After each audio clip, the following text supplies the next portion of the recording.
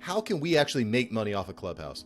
Yo, good question. I think the best way to get the ad revenue for me, I'll be honest with you, it is the sponsors. But I think the sponsors are the way to go. I think as far as like to send money and all those things, I think those things are starting to become common very soon. What's the key to getting these great collaborations? One, you got to shoot your shot at people. You can't think that, your show or whatever you're doing is not great enough. And the second thing is really getting behind a mission and a purpose. And I think that's what really attracted all these big names.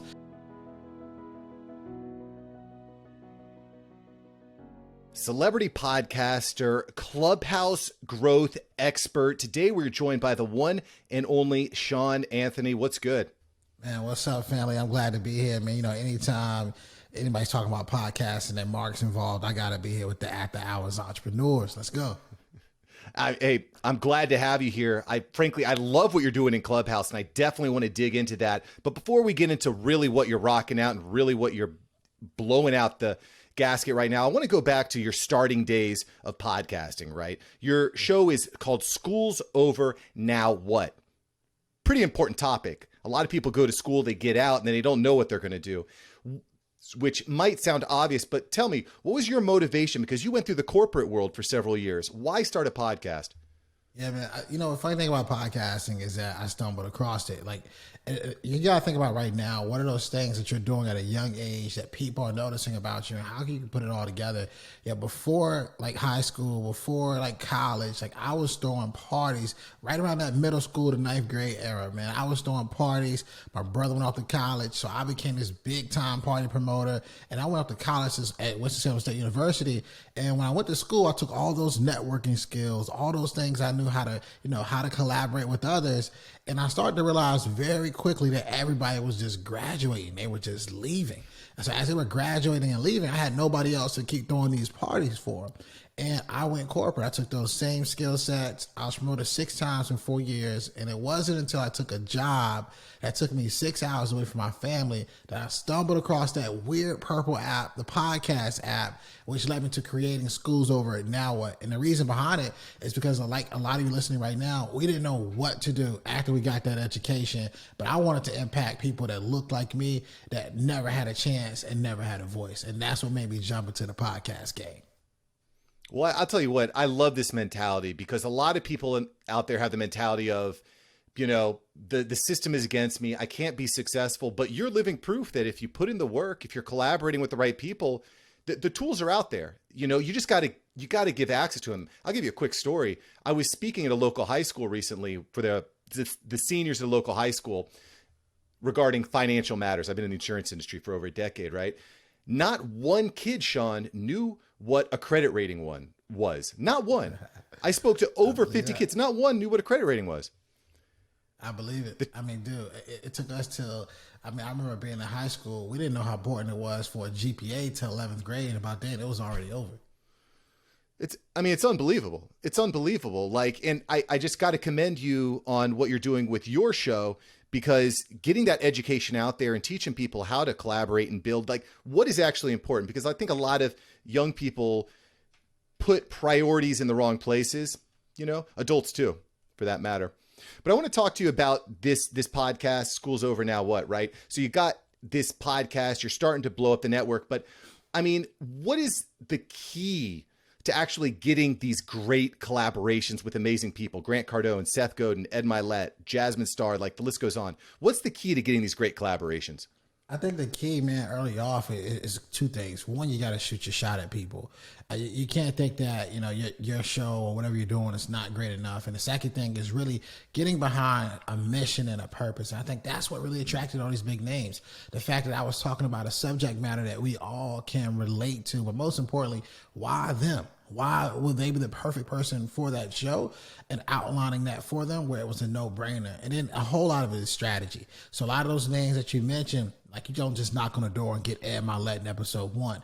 There was a lot of work done to become relevant and become credible, that when I made that pitch, I've had about 20 people on my show who have been at his house. So it automatically just gives you that level of authority to make those huge leaps. And I think about it now, even some of my other guests, Beyonce's dad, Matthew Knowles, those type of connections would have never came if I didn't take the leap not only just the leak, but taking, the actual flights and getting in front of these people, I would have never made those connections, because a lot of those connections are also introductions.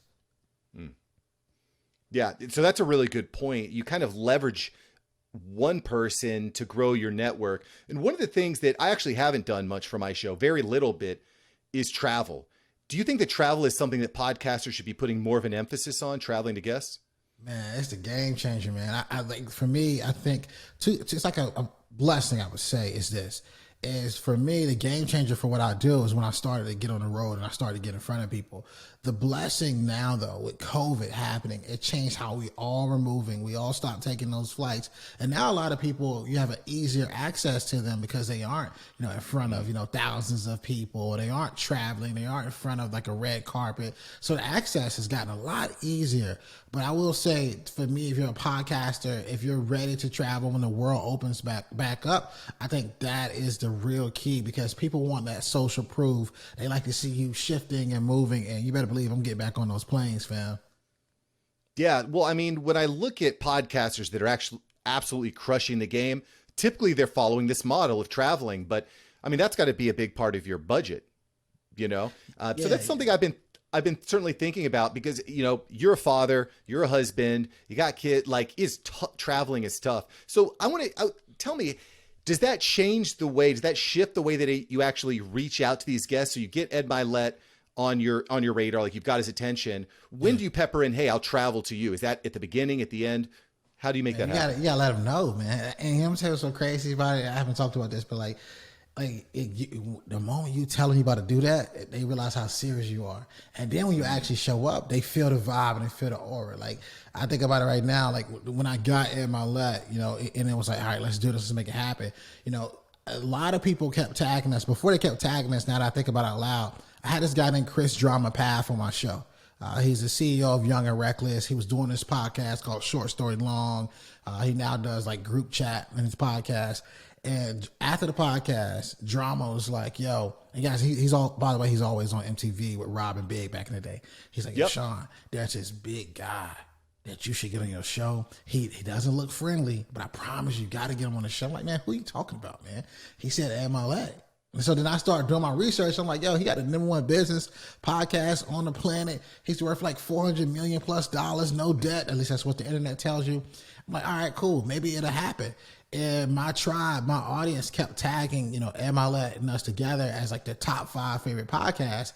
And Ed reshared a post I made. So I shared it on my Instagram in a story. And I said, oh, that's crazy. It'll be cool for it to happen. He sent me a DM and said, let's do it. And when he said that, I said, all right, let's go. Let's make it happen. And at that point, I knew if I wanted to fly to somebody, one, could this change my brand? Could this elevate my brand? Could this put me in front of somebody that's going to really be able to, give me the thought process that could change how I even think? And he was one of those people. And he came highly recommended. So I said, all right, let's do it. So he gave, he said, he gave me the date, and I responded back and I said, yo, I want to fly to you. And he gave me his address, and the rest is history. That's a legit thing that you accomplished there. Ed is absolutely fantastic. He does look mean, but he's just a wealth of knowledge. So one of the things that you just highlighted here, Shawn, that I think is really interesting is you kind of like reverse engineered this. Instead of reaching out to him and then having your fans kind of like support the show on the post end, you brought the fans in on the front end. That's a really difficult thing to pull off as a podcaster, getting your fans engaged in the growth of your show. Yeah. How did you get your guests to start sharing and tagging other people to get on your show? Was there a specific call to action, or did you manifest this over years? How'd you do that? I mean, like in that point, like I think in the beginning process is that, people liked it behind the scenes. Like I was just showing you everything. Like I was just showing you, all right, look, here's the Service 3 tablet. Here, I'm going to start this show. Oh, snap, I got Ryan Serhant. Oh, snap, that turns into Mikey Taylor. Oh, snap, that turns into Chris Drama Path. And it just keeps going. It just keeps going. It keeps going. So people like to see that process, that you're still going, that you're consistent. And then they become like an ultra tribe. And that's what really happened. And people say, you know what, they start tagging it. But also, in the podcast itself, right about that 2-minute mark, I asked the listeners, if you're enjoying this, take a screenshot and tag me at Shawn Anthony _ It's helped us do tremendous things. And when I say that, it's absolute facts. A lot of the things that's happening right now for me is because people are sharing the content, but it's having that call to action within your show that's really getting that attention. I like that a lot. We talk about the Backstage Pass. I know you have a Patreon page, which you definitely want to check out. Shawn's Patreon page. We'll put a link below. How are you formulating this Patreon page? I've seen people do it differently, but I'd love to hear from you. Are you giving people like extra access? Because let's face it, we want to put all of our content out there because we can deliver more value to more people. We can grow our show quickly. But at a certain point, we need to create income. We need to create revenue. Yeah. How can we actually execute Patreon into our podcast strategy? I think you got to think about what do they want, right? Like earlier off with Patreon, and Patreon is just one of the many things I do for monetization. But Patreon early off, people wanted to know who was coming to the show. Right? Like we always would just tell you, and you only know maybe 48 hours beforehand. So at Patreon, what we were doing is that we were giving people access like a week or 2 weeks or 3 weeks before it actually happens, which is risky because so many things could happen, right? It could be canceled, things could switch up, but we were doing that for one, but there's different tiers. So there was a tier for behind the scenes, so you can kind of see, stuff like we're doing right now. There was a tier for taking guests that you may have seen on the show and give you something extra that you haven't seen before with them. That was just for Patreon only. And then as you go up the levels, of course, you can add things like merch. You can add things like some type of call. So those are things you can add on for your Patreon to get that person ready to say, you know what, I'm committed to this monthly, anywhere between, $5 or, or 25 or more. And I would say, as you do at the beginning, even ask for a tier of maybe $1 or $2 of people who just support you, that don't absolutely want anything at all. But hey, if you're rocking with this, and make it limited, make it seem, rare. So we put like a cap level on that so that if you went to our Patreon, you'll know that donation mark is completely sold out. Like you have to go to a different tier. So that's what I would tell you. But I would most likely tell you this: if you're a coach, you're a consultant, if you're doing anything of value, if people are really ready to pay you, the real monetization is creating your own products, whether that is ebooks, webinars, courses, or of course, what we like to do is get people enrolled into our Now What Academy. Okay. So I agree with you there. Like I've had Patreon pages before and I've had some revenue. It's nice to know it's coming in each month, but I agree. You're not going to like build a giant business off that. Most likely. It's not impossible. Tell me about the Academy. Like, how did you structure your course? How did you structure your Schools Over Now What Academy? And when did you launch it? Tell me a little bit about it. Yeah, man. So like we launched it. We look back, we started a podcast in June 2018. We really started launching it in December 2018. And we realized something really quick. So many people were coming to me for helping them build their brands and take their brands to the next level. But then we noticed something really crazy after we started doing it for a little bit. I think by the time we got to February of 2019, we started realizing who we were attracting. We were attracting entrepreneurs who are really ready to start and launch their own podcast, or maybe have a podcast that are trying to take it to the next level. So that's when I went all in on really focusing on podcasters and beginner podcasters or intermediate podcasters or even experts who are trying to get back in the game and go after certain guests. And that's really helping people build a brand with this thing. And that's when everything really, really took off, because now we're talking to a specific person. And I thought about it for myself. There's so many gurus and people that talk branding and all these different things, but there was nobody focusing primarily on this in my field and my culture that talks the way I talk, that can make it seem as genuine, but most importantly, exciting for them, that could then show you the track record. Hey, this is how I started and this is what I'm doing, and you can do it too. I mean, the riches are in the niches. So I agree with you there. I think that's something I struggle with a little bit, is being too broad, because I just don't want to leave people out. There's so many good conversations to be had, but I really like that idea of knowing exactly who you serve and how best to serve them. I think it makes a lot of sense. Yeah, Shawn, I think so too, though, Mark. You got to pay attention to like, what are you enjoying doing the most? I can tell you off the top how many clients I'm like, damn, man, I don't even want to do this. You can take this money back, because it wasn't topics that I enjoy. Like it wasn't things that got me excited to talk to them. But when I'm talking to people who are trying to make an impact whether, it's creating a show. There's a show called Beyond Sugar Daddy that I helped blow up that's just popping right now on iTunes, or whether, it's a show, the Cool Auntie, another show that we're having, just blow up right now. Whatever it is, I'm more excited about it because I see them go from an idea to like actual something that is out there and people are raving about it. That excites me much more than helping someone build their brand and selling wigs, because that's not my thing. Yeah. So I think that's the key too, as a coach or consultant or someone that's really trying to monetize. Are you just as excited for them? I mean, this is incredibly, incredibly important. I mean, I've definitely had clients in the past that I said the money is great, but it's frustrating, right? Because you're not, to your point, you're not creating the impact that you really want, but but B, some clients are just some clients bring communication challenges with them. Let's just say that. Let's be politically correct. It makes it tougher, man. You just want to give them the money back, man. But I think that's what also helped me too, because I feel excitement. Like, I know for 100% fact that anybody that I'm helping with around podcasting, it's about to be crazy for you, versus the wig lady.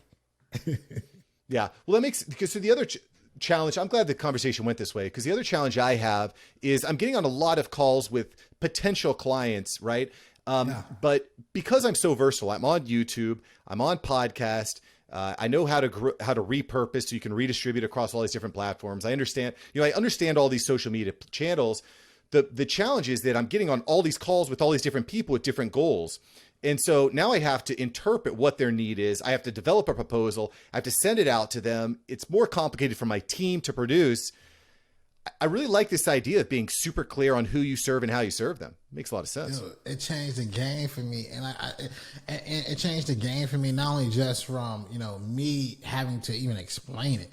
Like, if you go to my page, whether it's on Clubhouse, whether it's on Instagram, you can read my first sentence, whether or not I'm your guy. In the first sentence, which is so clear compared to what it was in 2018, is that I help entrepreneurs build a brand through podcasting. So if you're gonna get the quick aha, if you're thinking about a show, if you're an entrepreneur, you're thinking about using your voice, your ears are already gonna perk up. So you notice it too in your communication when you talk to people before you even get on that call. They already know what you're about. And I think that having that clearness makes it so I don't have to develop proposals. I know exactly what's about to happen. And I think that's the key. Yeah, that makes a lot of sense, because the proposals are just driving me bananas right now. I'm sending out like all these custom proposals. I'm trying to figure out pricing, communicating with my team on, can we do this? It's very complicated. It's complicated, right? It creates a lot of friction. It's very complicated. So I like this idea. It's going to make me, and let me also just confirm here, you didn't just come up with this clean, clear proposal day one, right? Nah, man, it took work. So it's almost like science, fam. Now that I really think about it, like, it's almost like a science where you've done enough data, you've had enough experience, you've had enough experiments, and you know what works. And when you know it works, it becomes like that gold. It's like the gold standard, man. And that's a complete strategy from the initial first thing I say to you, to getting you on a call, to walking you through the program, to walking you through every step of the program. I know it works because it's worked for so many people, and nothing's better than having that social proof, fam. When you got that social proof, it's a game changer. It comes down to more of is this person really ready for what's about to happen? And then clearly defining what's about to happen too. I think, a lot of podcasters, a lot of people that are new, they don't really understand all that's involved with everything. So having that guidance can be a huge, huge boon. So this is really, really good stuff here. I want to shift topics a little bit here, Shawn, though, because you're destroying it on Clubhouse. You're absolutely changing the way that Clubhouse operates. You're a great moderator. Your club, the Podcast Secrets Revealed Club, is huge. I think you've got 30,000 members now, or just about.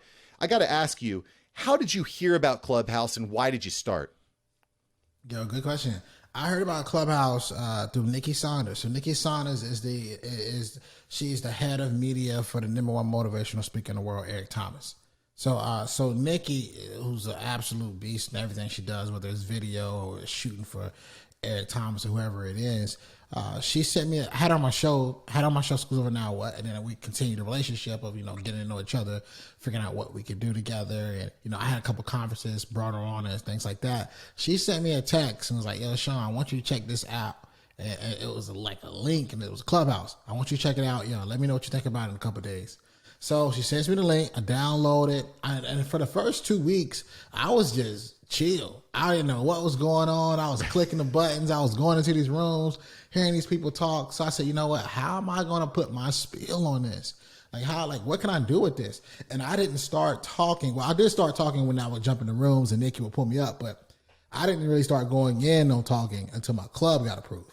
So in the beginning stages of Clubhouse, it was hard as hell to get a club. Now it's like, you can go get a club right now. As soon as you get off this, listening to this, you can go get a club.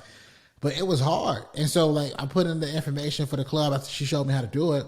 The club goes live a week later. And I said, all right, what day of the week can I commit to? And at the time, and it still is to this day, is I can commit to Monday at 10 p.m. Eastern. And there's so many different clubs in podcasting, or so many clubs on Clubhouse. If you notice, even with the 30,000, almost 30,000 members now, there were no administrators. It was just me. A lot of these clubs, there's so many administrators. They just run all day long. There were there were no administrators besides myself. I just made my guy Mario Armstrong an administrator, 2-time Emmy Award winner, who's going to do something on Wednesdays, and Kate Casey is too. So there were none. So the commitment was, okay, what can I do? And it was Mondays at 10 p.m. Eastern. And the next thought process was, what topics can I talk about that I'm like an expert at that will attract people? And I started thinking about, what are some of my best webinars? What are some of my best master classes? What are some of the questions that people ask me? And I started to write those topics in the subject line. And I think my very first club, I actually gave a master class for a whole 30, 45 minutes. And I said, you know what? I'll just do a little Q&A. And it started to pop. People started following it, and people started really liking it. Still to this day, Clubhouse obviously has changed a whole lot, fam. I remember in the very beginning, I thought about it too. I said, okay, who can I bring along with me? And a lot of people who've been on my show hadn't even heard of Clubhouse. They weren't even on it yet. So I was like, all right, let me bring them back. Because I'm all about, bringing people back. So I started bringing Amy Porterfield. I brought Amy Porterfield on. I brought David Metzler on. And when I say I brought these people on, this was their first time up here, fam. They haven't been up there. They ain't never been up there maybe once or twice. I brought Beyonce's dad, Matthew Knowles, on. Gary Jones on. Gerard Adams on. It just kept going one by one. It just kept popping and popping.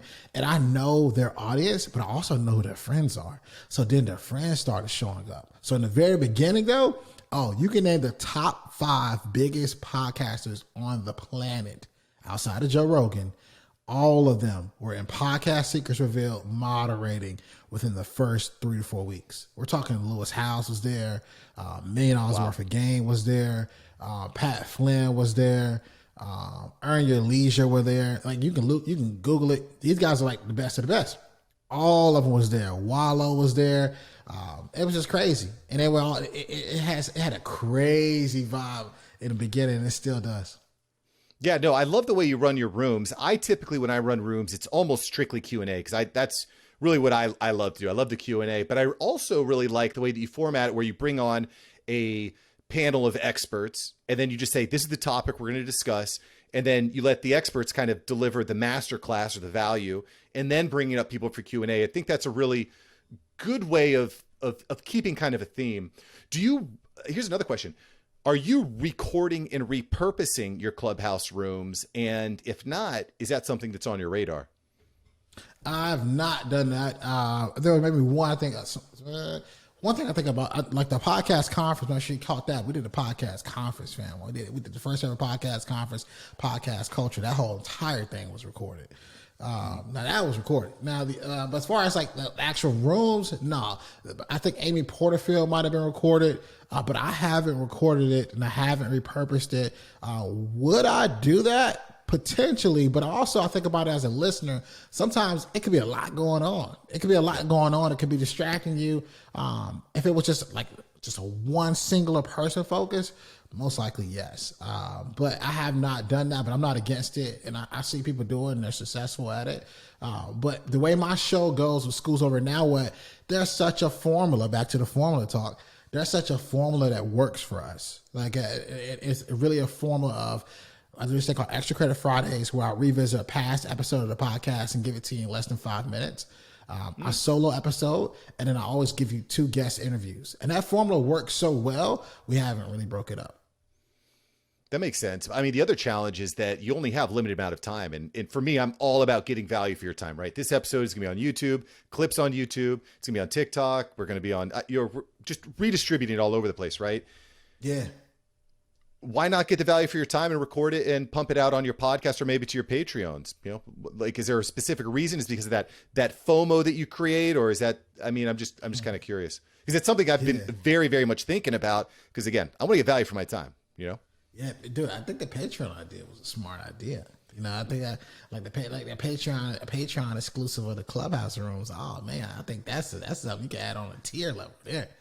You know, I actually just came up with that as we were talking here. You're telling me about Patreon. I'm like, that's one. That's juicy.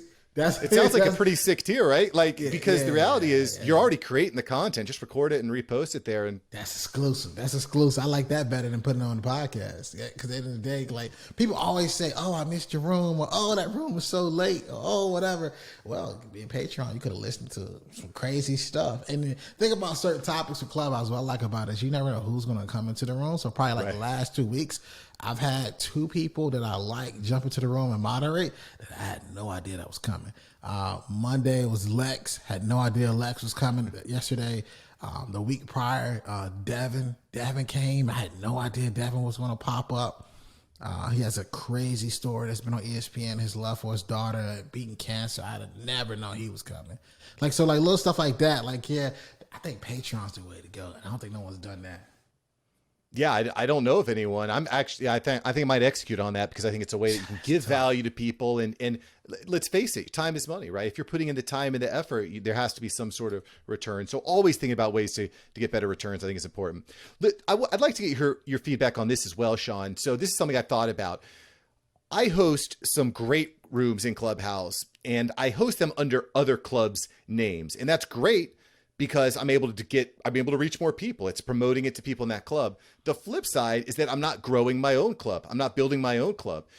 How would you recommend me address this? Should I just be only hosting under my club, both clubs? What would you do? Man, that's a good question, man. It takes some balls to ask that. I would say it's one of those things I thought about, like before I started talking so much in other clubs. Is I thought about community and tribe that I could build. So I think the reason, I think once I started doing podcast Secrets Revealed and people started seeing how I was rolling with it, I think once I started doing like that, people that would have approached me and asked me to do certain things, they didn't, because they kind of said, okay, he ain't playing, he rolling by himself. I really ran solo, and I was talking about it recently to somebody. I was like, all right, I ran it solo. It's almost 30,000 people following it. Let's just see what happens when we open it up for more days and let people get a swing at this thing.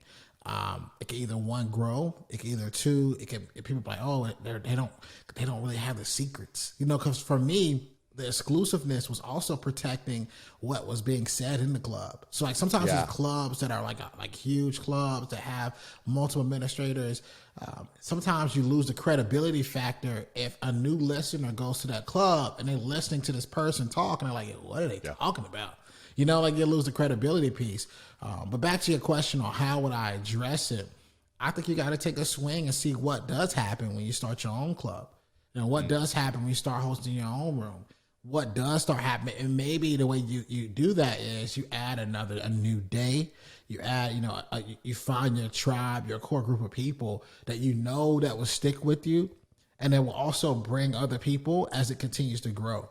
Like even with Podcast Secrets Revealed, what's been successful is 9 times out of 10, it's still the same core people. You know, you came along, which I like a lot, every now and then when you're available, but it's still the same core group of people, you know, and we'll bring in some different stuff if it's based off the topic, you know. So some topics, you know, we'll go with, You know, like recently we went with like Nikki S and Jose and all those people. But I think you gotta at least try it and see what happens, and don't limit yourself. I think that's how I would say it.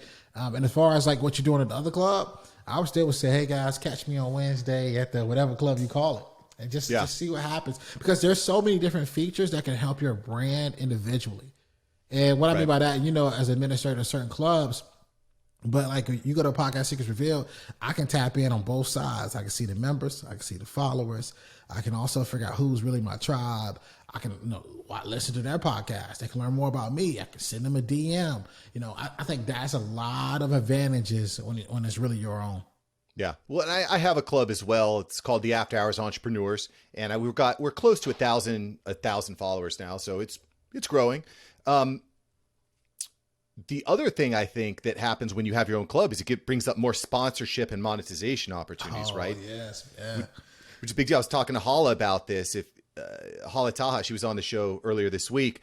But the other big announcement before I let you go here, Shawn, I got to get your feedback on Clubhouse monetization.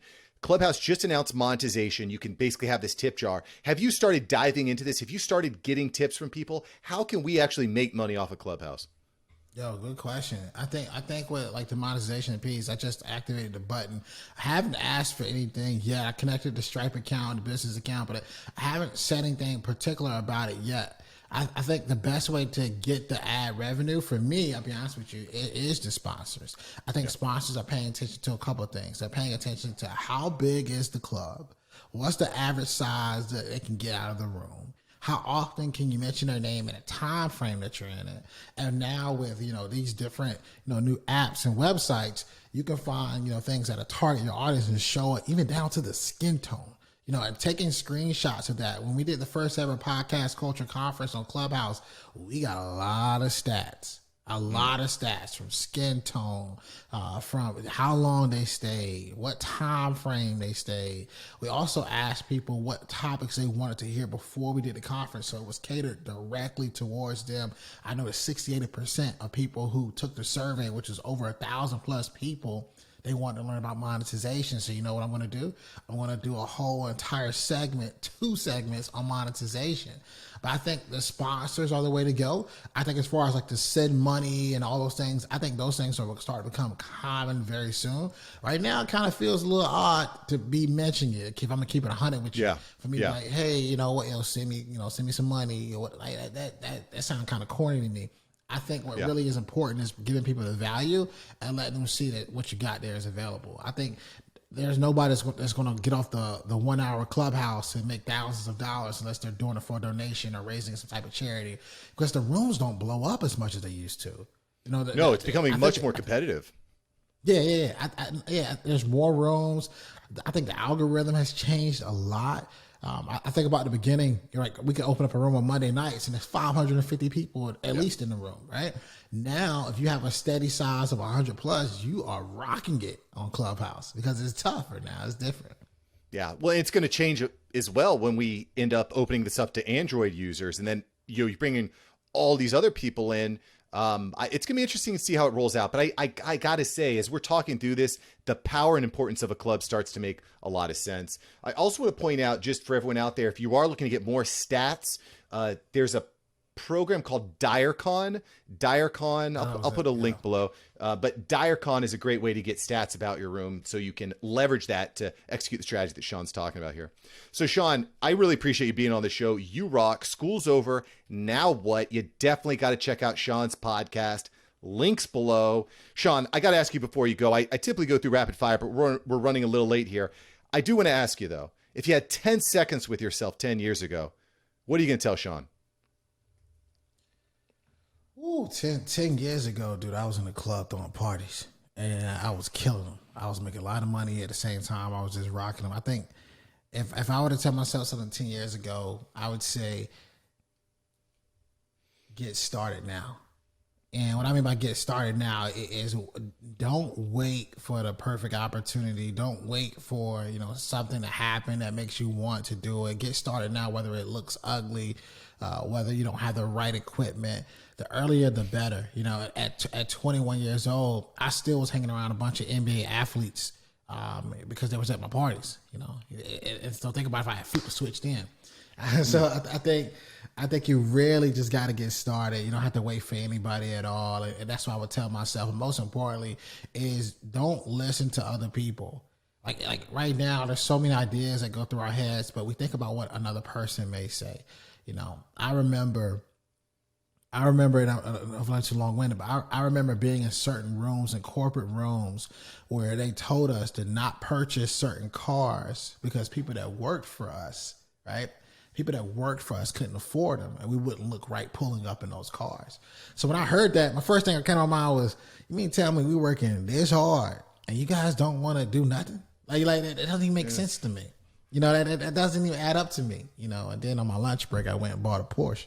But it just doesn't make sense to me, man. I think so. Don't listen to other people. That's their limitations. That's their non-beliefs, and you just gotta get started and trust the fact that you deserve it. I love that. Get started. Shawn, you rock. Thanks for being here. Have an awesome day, brother.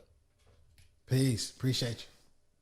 Thank you so much for watching. I'm glad you enjoyed this episode. I've got several other episodes right here for you. Smash one of these videos to make sure that you don't miss out on the tips, tools, and tactics of industry experts. Let's take that side hustle full time. Smash one of these links.